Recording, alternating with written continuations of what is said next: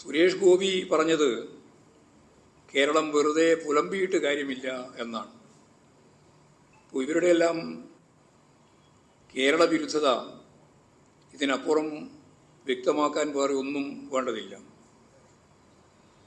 സംസ്ഥാനങ്ങളുടെ നികുതി വീതം യൂണിയൻ സർക്കാരിൻ്റെ ഒരു ഔദാര്യമല്ല എന്നെല്ലാവർക്കും അറിയാം. മറിച്ച് ഭരണഘടനാപരമായ അവകാശമാണ്. ഇത് ഈ ജോർജ് കുര്യനും സുരേഷ് ഗോപിയും മനസ്സിലാക്കുന്നത് നല്ലതാണ്. സുരേഷ് ഗോപിക്ക് കേരളത്തോടുള്ള അവജ്ഞ ഒരുതരം വംശീയമായ ഭ്രാന്താണ്. അതിൽ നിന്ന് ഉടലെടുക്കുന്ന ശുദ്ധ വിവരക്കേടാണ് അദ്ദേഹം ഭ്രാന്തമായ രീതിയിൽ പുലമ്പുന്നത്. രാജ്യം നേരിടുന്ന ഗുരുതര വിഷയങ്ങളും പണപ്പെരുപ്പവും വിലക്കയറ്റവും അഭിസംബോധന ചെയ്യുന്ന യാതൊരു നിർദ്ദേശങ്ങളും ബജറ്റിൽ ഉൾപ്പെടുത്തിയിട്ടില്ല.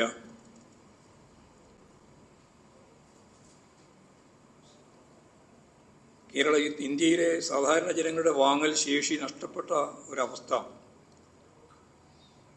കൂടുതൽ ദുരിതപൂർണമായ ജീവിതത്തിലേക്ക് സാധാരണ ജനങ്ങളെ നയിക്കുന്നതാണ് ബഡ്ജറ്റിൻ്റെ പൊതു രീതി. സമ്പന്ന വർഗത്തിൻ്റെ താല്പര്യം സംരക്ഷിക്കുന്നതാണ് മോഡി സർക്കാരിൻ്റെ ബഡ്ജറ്റിലൂടെ അവതരിപ്പിക്കപ്പെട്ട നിരവധി ഇനങ്ങൾ. കോർപ്പറേറ്റ് കമ്പനികൾക്കെല്ലാം സാമ്പത്തിക ആനുകൂല്യം വാരിക്കോരി നൽകുന്ന നിലയാണ് സ്വീകരിച്ചത്.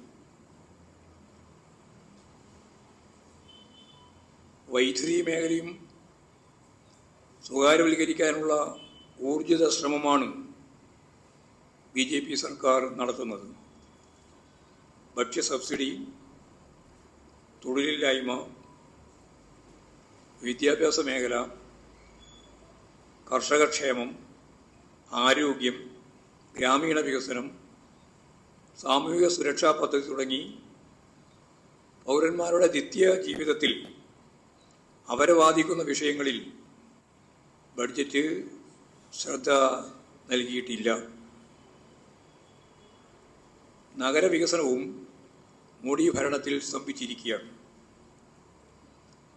പാർശ്വവൽകൃത ജനവിഭാഗം ഉപജീവനത്തിനായി ആശ്രയിക്കുന്ന ദേശീയ ഗ്രാമീണ തൊഴിലുറപ്പ് പദ്ധതി ബജറ്റ് വിഹിതം വർദ്ധിപ്പിക്കണമെന്ന ആവശ്യം നിരാകരിച്ചതിലൂടെ പദ്ധതിയെ ഇല്ലായ്മ ചെയ്യാനാണ് ശ്രമിക്കുന്നത്.